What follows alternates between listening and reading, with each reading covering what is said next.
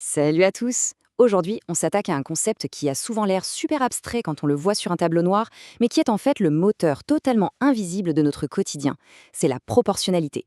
Et croyez-moi, ce n'est pas juste des maths pour faire des maths. C'est un outil hyper puissant qui gère absolument tout, de nos achats en magasin jusqu'à la lecture d'une simple carte routière. Alors on plonge directement dans le vif du sujet pour voir comment tout ça fonctionne. Au programme de notre explication aujourd'hui, on commence par les bases pour bien comprendre, on passe ensuite au graphique, on regarde ce que ça donne concrètement dans la vraie vie et on finit avec un petit peu de pratique. C'est parti. Première étape, comprendre la proportionnalité. Autrement dit, on pose les règles du jeu. Alors, c'est quoi exactement? Eh bien, l'idée est toute bête. C'est quand on a deux séries de nombres ou de grandeurs qui sont connectées par un seul et unique facteur de multiplication. Et le truc, c'est que ce facteur ne change absolument jamais. C'est ce qu'on appelle le coefficient de proportionnalité. Dès que vous avez ce lien constant, bingo, vous êtes dans une situation de proportionnalité parfaite. C'est vraiment l'ADN du concept. Regardez un peu comment ça marche visuellement.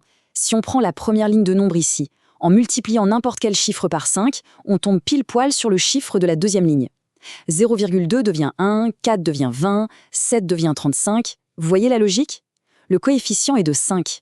C'est une règle super stricte et elle est respectée à la lettre dans chaque colonne. Et ce qui est vraiment génial avec ce système, c'est que si jamais un nombre vient à manquer dans notre tableau, eh bien, aucune panique, on peut le retrouver hyper facilement en se concentrant sur les trois autres nombres qu'on connaît déjà, grâce à cette petite formule toute simple. C'est ce qu'on appelle trouver la quatrième proportionnelle. On multiplie en diagonale, puis on divise le résultat. Une mécanique de précision vraiment redoutable. Allez, on passe à la deuxième partie, la représentation graphique. On va voir comment visualiser ces fameuses mathématiques. C'est là que la transition est brillante. Les nombres de notre tableau se transforment tout simplement en coordonnées sur un plan. Observez bien, quand une situation est proportionnelle, chaque colonne du tableau crée un point. Et quand on relie tout ça, ça forme une ligne parfaitement droite qui passe exactement par l'origine, le zéro tout en bas du graphique. C'est la signature visuelle absolue de la proportionnalité. Pour vraiment intégrer cette règle, faisons un petit comparatif visuel. À gauche, la ligne traverse l'origine, le point zéro. C'est parfait, c'est valide.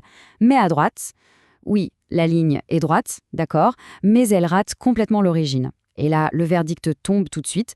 La situation de droite n'a absolument rien de proportionnel. C'est un test infaillible qui prend littéralement une seconde. Troisième étape, les exemples du quotidien. Parce que oui, la proportionnalité, c'est partout dans la réalité. Prenez les pourcentages en magasin, par exemple.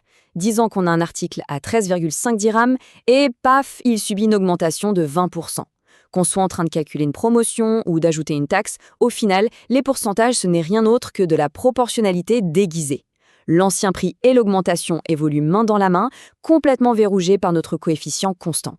C'est exactement la même logique quand on essaye de lire une carte géographique. Les distances dessinées sur le papier sont proportionnelles à l'immensité du terrain réel. Ce fameux ratio qu'on appelle l'échelle, eh bien, c'est tout simplement notre coefficient de proportionnalité. C'est le pont mathématique entre la petite carte qu'on tient entre les mains et le monde réel. Ah, et ça s'applique même à nos voyages. Le principe du mouvement uniforme nous dit que le temps de trajet est strictement proportionnel à la distance qu'on parcourt. Et devinez qui joue le rôle du coefficient dans ce cas-là?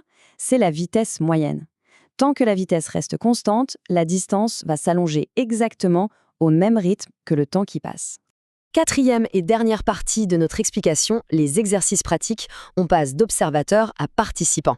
Bon, jetons un œil à ces 4 tableaux de données. C'est notre terrain d'entraînement parfait. La mission, c'est de repérer si, oui ou non, notre multiplicateur constant est présent en passant d'une ligne à l'autre. La question a l'air bête, mais il faut être super rigoureux. Lesquels de ces tableaux arrivent à maintenir un coefficient incassable sur absolument toutes leurs colonnes? Par exemple, dans le tout premier tableau, est-ce que pour passer de 3 à 12, on utilise la même multiplication que pour passer de 5 à 20 ou de 8 à 32? C'est ça la mécanique en pleine action. Pour finir en beauté, analysons ce graphique de trajet. On y suit le voyage d'un camion avec les heures d'un côté et les kilomètres de l'autre.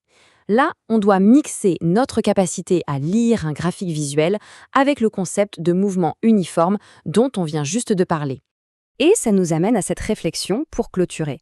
Si on sait que l'axe horizontal, c'est le temps, et le vertical, la distance, qu'est-ce qui a bien pu se passer dans la vraie vie pendant que cette ligne devient complètement plate, là, entre 11h et 12h15? Le temps continue de tourner, mais la distance est à l'arrêt total. Pause café? en pleine livraison ou juste coincé dans un bousson. Les mathématiques racontent toujours une histoire très concrète. Alors la prochaine fois que vous faites les magasins ou que vous regardez un plan, posez-vous la question, où se cache la proportionnalité là-dedans?